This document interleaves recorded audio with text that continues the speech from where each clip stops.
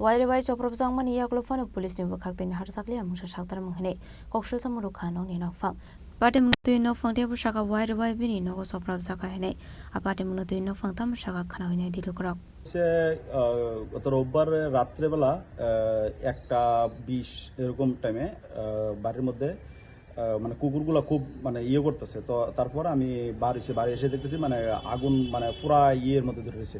এরপর দেখতেছি মানে দুজন লোক বাউন্ডারি যে বান খুলে বাড়ি মানে ঢুকছে, এই বাউন্ডারি খুলে বাড়িতেছে।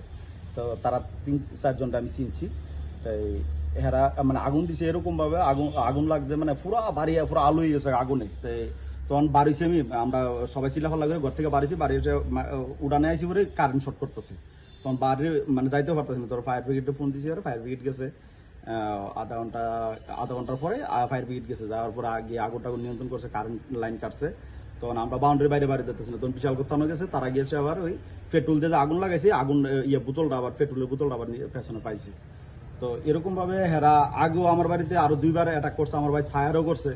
হ্যাঁ, আমরা বিশালগড় থানার কমপ্লেন করছি, মধুর থানাতে কমপ্লেন করছি, কিন্তু এই কমপ্লেনে হেরা যে যাও কেস করলে সাতধারায় বাট হের ব্যাপারে কোনো এরকম কোনো অ্যাকশন নিতেছে না। বা এই যত কেস হইতেছে হেরা দিব্যি ঘুরতেছে। দিব্যি আজকে আমি আইতেছি থানাতে যাবো, এখানে দুইবার আমার 2খানে অ্যাটাক করছে আজকেও।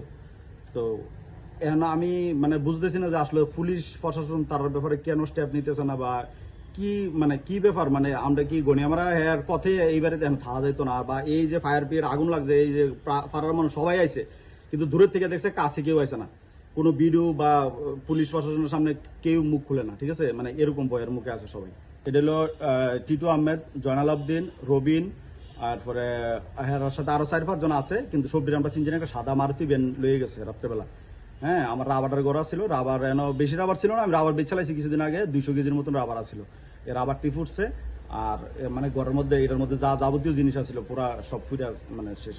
ঘটনাটা এটাই, আমি আগে মনে করেন আমি প্রথমে বিজিবি আছিলাম, তারপরে আমার জোর করে একবার নিয়ে আটকে মনে করেন বিজিবিতে যাইতে দেয় না। তারপরে আমি এইখান লোকে থাকতেছি না, তারপরে আমি আবার বিজিবিতে আইহরতে এইখানে গণি আমার আমি থাকতাম না, যাইতাম যাওয়ান গালাক এখন আবার রিডো বলে একটা রাখবো না। এরকম প্রতিনিয়ত আমার সাথে হইতেছে। হ্যাঁ, এর আগেও একবার না 2-3বার আমার বউর এবং তো মারছে বাড়িতে ঢুকিয়া।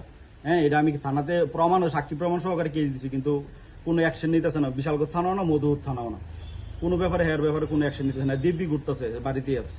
এই যে আমার ঘর, এই রাবারের ঘর একটা, আমার বাড়ির মধ্যে রাবারের ঘর, রাস্তার লগে এইটার মধ্যে আগুন লাগাই দিচ্ছে। এটার মধ্যে গাড়ির পার্টস, রঙের বালতি, মানে আমার যাবতীয় জিনিস সব একবারে এর রিপোর্ট চিনি খরাং।